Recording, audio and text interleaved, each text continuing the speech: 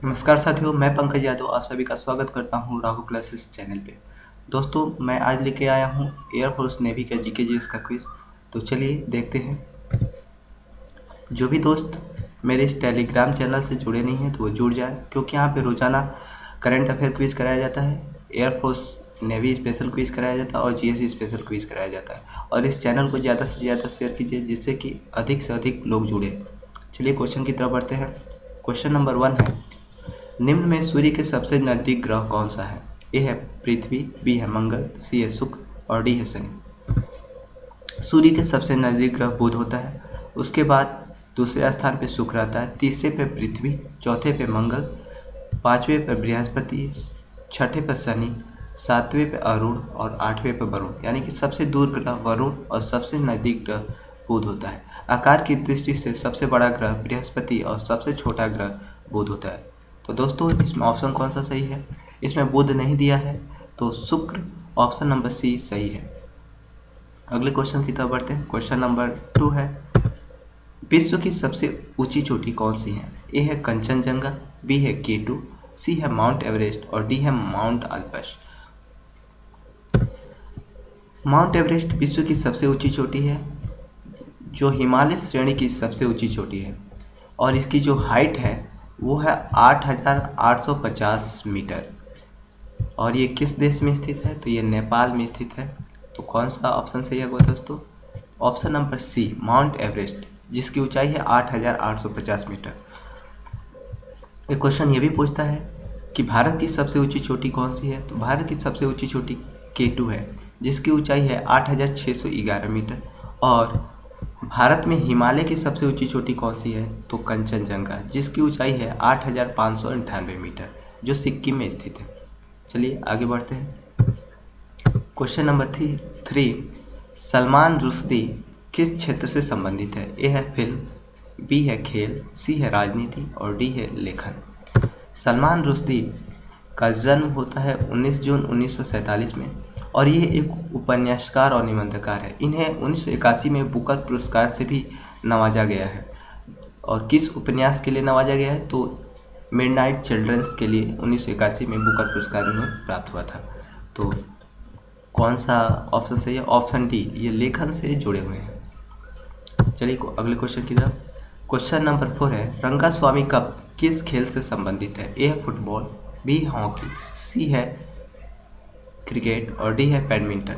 दोस्तों, आपको फिगर से ही पता चल गया होगा कि ये किस खेल से संबंधित है। तो ये हॉकी से संबंधित है। अगले क्वेश्चन की तरफ। क्वेश्चन नंबर 5, बांग्लादेश कब स्वतंत्र देश बना था? ए है 1947, बी है 1965, सी है 1962 और डी है 1971। तो बांग्लादेश अपना स्वतंत्रता दिवस 26 मार्च 1971 को मनाता है। यहाँ की प्रधानमंत्री शेख हसीना है और यहाँ के प्रेसिडेंट राष्ट्रपति अब्दुल हामिद हैं। यहाँ की जो नेशनल लैंग्वेज है वो बंगाली है।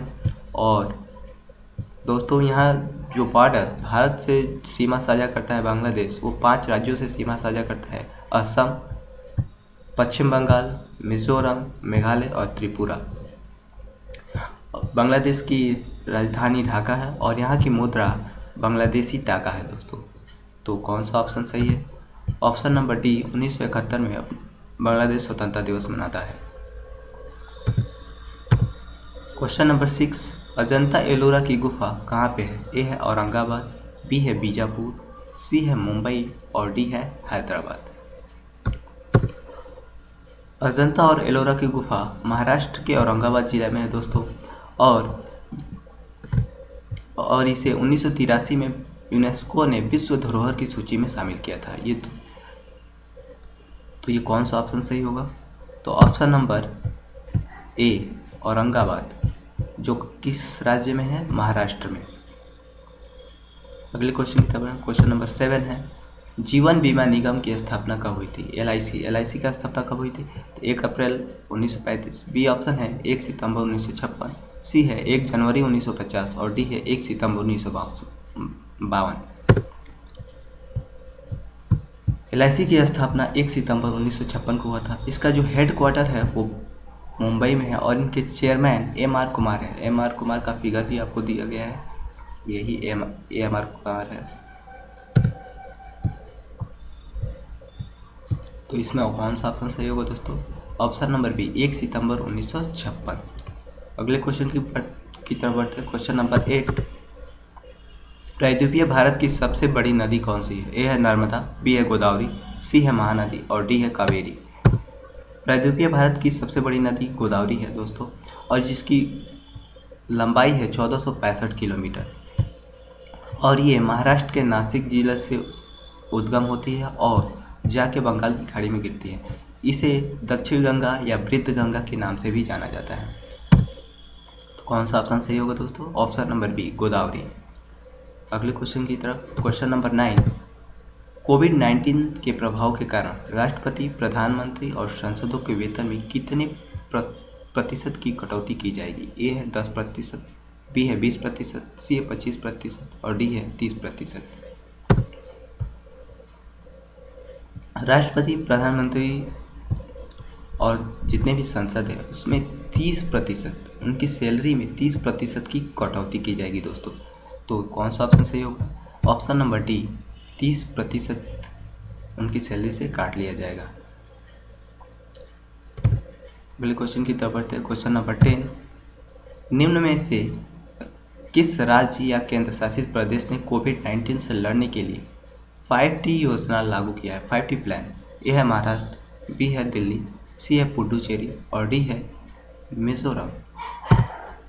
दिल्ली सरकार ने 5T प्लान कोरोना वायरस से लड़ने के लिए लागू किया है। इसमें 5T का मतलब होता है testing, tracking, tracing, treatment, team work and tracking. ये 5 नियम हैं 5T के प्लान की योजना के अंतर्गत। तो ये कौन सा सही होगा दोस्तों? इसमें ऑप्शन नंबर बी दिल्ली सरकार ने 5T प्लान लागू किया है। अगले की तरफ बढ़ते हैं। हाँ, आगे एक मोटिवेशनल पंक्ति है दोस्तों, जब कोई मुश्किल आपसे टकराए तो उसे बता दे कि आपको जीतना उससे भी मुश्किल है। तो दोस्तों इस चैनल को ज़्यादा से ज़्यादा शेयर कीजिए, जिससे कि अधिक से अधिक लोग जुड़े। धन्यवाद।